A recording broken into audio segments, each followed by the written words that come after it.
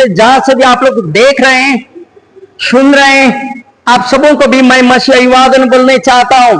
मेरे प्रियो, आज का दिन बहुत स्पेशल दिन है, प्रार्थना का दिन है। जब हम लोग प्रभु को नहीं जानते थे, आज का दिन, इस समय हम लोग अपने आप में व्यस्तता में रहते थे होंगे, अपने आप में उपवास में रहते थे। उनको मालूम होगा इस समय हम लोग लगातार एक पुस्तक की ओर अध्ययन कर रहे हैं, रोमियो की पुस्तक हम लोग अध्ययन कर रहे हैं। आज का दिन हम लोग रोमियो के दूसरा अध्याय को हम लोग अध्ययन करेंगे। क्लियर पढ़िए। हे दोष लगाने वाले, तू क्यों ना हो तू निरंतर, कोई क्यों ना हो निरुत्तर, क्योंकि निरुत्तर है, निरंतर नहीं, निरुत्तर, उत्तर विहीन है। निरंतर का मतलब लगातार है, उत्तर विहीन है। क्योंकि जिस बात में तू दूसरों को पर दोष लगाता है, उसी बात में अपने आप भी दोषी ठहरता है। इसलिए कि तू जो दोष लगाया है स्वयं ही वह काम करता है। हाँ, हम जानते हैं कि ऐसा ऐसा काम करने वाला पर परमेश्वर की ओर से ठीक ठीक दंड की आज्ञा होती है। मनुष्य तू जो ऐसा ऐसा काम करने वाला पर दोष लगाता है और आप वे ही काम करता है, क्या वह समझता है कि तू परमेश्वर की दंड की आज्ञा से बच जाएगा? क्या तू उसकी कृपा और सहनशीलता और धीरज रूपी धन को तुच्छ जानता है? क्यों यह नहीं समझता कि परमेश्वर कृपा तुझे मन फिराव की सिखाती है, पर तू अपनी कठोरता और हठीला मन के कारण उसके क्रोध के दिनों के लिए, जिसमें परमेश्वर का सच्चा न्याय प्रकट होगा, अपने लिए क्रोध काम कमा रहा है। धन्यवाद भाई। वह हर एक को उसके कामों को अनुसार बदला देगा।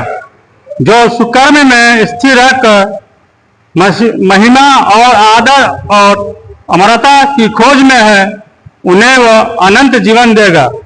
पर जो विवादी है और सत्य को नहीं मानते वरन अधर्म को मानते हैं, उन पर क्रोध और कोप पड़ेगा और कलेश और संकट हर एक मनुष्य के प्राण पर जो बुरा करता है आएगा, पहले यहूदी फिर यूनानी पर, परंतु महिमा और आदर और कल्याण हर एक को मिलेगा। जो भला करता है पहले यहूदी को फिर यूनानी को, क्योंकि परमेश्वर किसी का पक्षपात नहीं करता। इसलिए जिन्होंने बिना व्यवस्था पाए पाप किया, वे बिना व्यवस्था के नष्ट भी होंगे, और जिन्होंने व्यवस्था पाकर पाप किया, उनका दंड व्यवस्था के अनुसार होगा। क्योंकि परमेश्वर के यहाँ व्यवस्था के सुनने वाले धर्मी नहीं, पर व्यवस्था पर चलने वाले धर्मी ठहराए जाएंगे। फिर जब अन्य जाति लोग जिनके पास व्यवस्था नहीं, स्वभाव ही से व्यवस्था की बातों पर चलते हैं, तो व्यवस्था उनके पास ना होने पर वे अपने लिए आप ही व्यवस्था है। वे व्यवस्था की बातें अपने अपने हृदयों में लिखी हुई दिखाते हैं, और उनके विवेक भी गवाही देते हैं, और उनके विचार पर स्पर्श दोष लगाते या उन्हें निर्दोष ठहराते हैं। जिस दिन परमेश्वर मेरे सुसमाचार के अनुसार यीशु मसीह के द्वारा मनुष्यों की गुप्त बातों का न्याय करेगा। यदि तू यहूदी कहलाता है और व्यवस्था पर भरोसा रखता है और परमेश्वर के विषय में घमंड करता है और उसकी इच्छा जानता और व्यवस्था की शिक्षा पाकर उत्तम उत्तम बातों को प्रिय जानता है और अपने पर भरोसा रखता है कि मैं अंधों का अगुआ और अंधकार में पड़े हुओं की ज्योति और बुद्धिहीनों का सिखाने वाला और बालकों का उपदेशक हूँ और ज्ञान और सत्य का नमूना जो व्यवस्था में है मुझे मिला है। अतः क्या तू जो दूसरे को सिखाता है अपने आप को नहीं सिखाता? क्या तू जो चोरी ना करने का उपदेश देता है आप ही चोरी करता है? तू जो कहता है भय विचार ना करना, क्या आप ही भय विचार करता है? तू जो मूर्तों से घृणा करता है, क्या आप ही मंदिरों को लूटता है?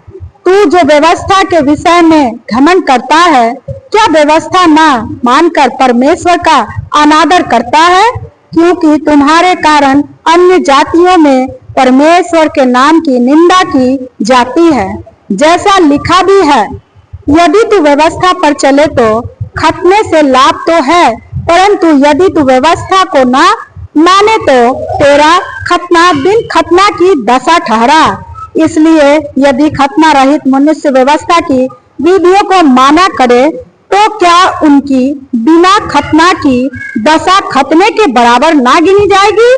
और जो मनुष्य शारीरिक रूप से बिन खतना रहा, यदि वह व्यवस्था को पूरा करे तो क्या तुझे जो लेख पाने और खतना किए जाने पर भी व्यवस्था को माना नहीं करता है, दोषी ना ठहरेगा?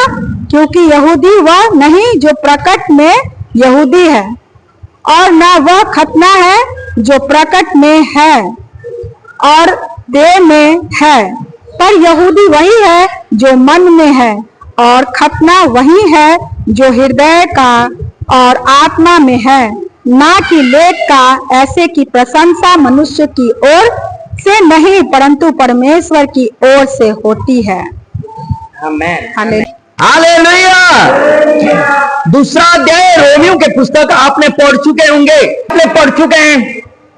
एक चीज मैंने शीर्षक दिया है, परमेश्वरीय न्याय और उसकी दंडाज्ञा सबके लिए है, आपके लिए, मेरे लिए और आप और मुझसे पहले जाने वाले सबके लिए परमेश्वर का न्याय और उसका दंड आज्ञा घोषणा हो चुका है। हालेलुया।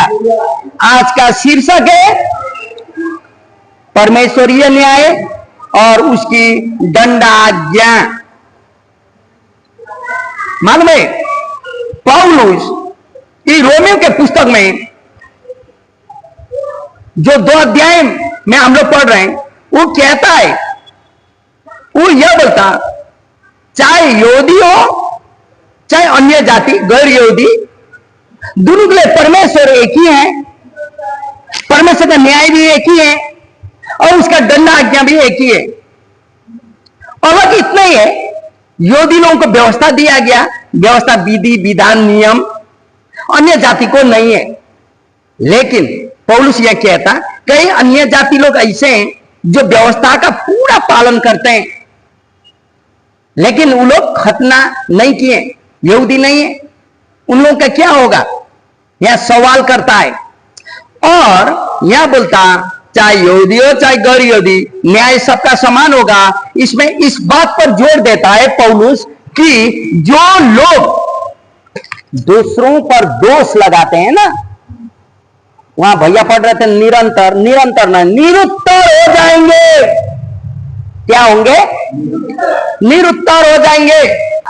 दूसरों पर तुम जो दोष लगाते हो, एक दिन तुम निरुत्तर हो जाओगे। निरुत्तर का मतलब उत्तरविहीन हो गए, तुम्हारे पास कोई बहाना नहीं चलेगा। रोमियो की पुस्तक में यही कहने चाहता है।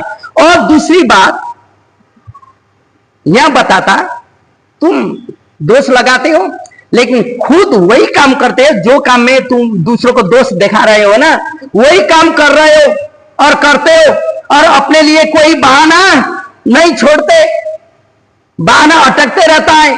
यहां पर सच्चा खतना देखावटी नहीं होता, बल्कि पौलुस बोलता खतना यहां अभी ये हृदय का होना चाहिए। बोलता आजकल हम लोग खतना नहीं करके हम लोग क्या करते हैं? बपतिस्मा लेते हैं। ठीक है, परमेश्वर ने आत्मा के द्वारा किया गया है, यही चीजों को क्लियर करता है। हालेलुया। दूसरा कोई नहीं। रोमियो का दूसरा अध्याय में वो ये, लेकिन हम लोग थोड़ा सा विस्तृत में जाएंगे। एक अध्याय में 2 अध्याय के 1 पद में बोलता, सीधे बोलता, शुरू में बोलता है, हे दोष लगाने वाले, तू कोई क्यों न हो, यहूदी हो या गैर यहूदी हो।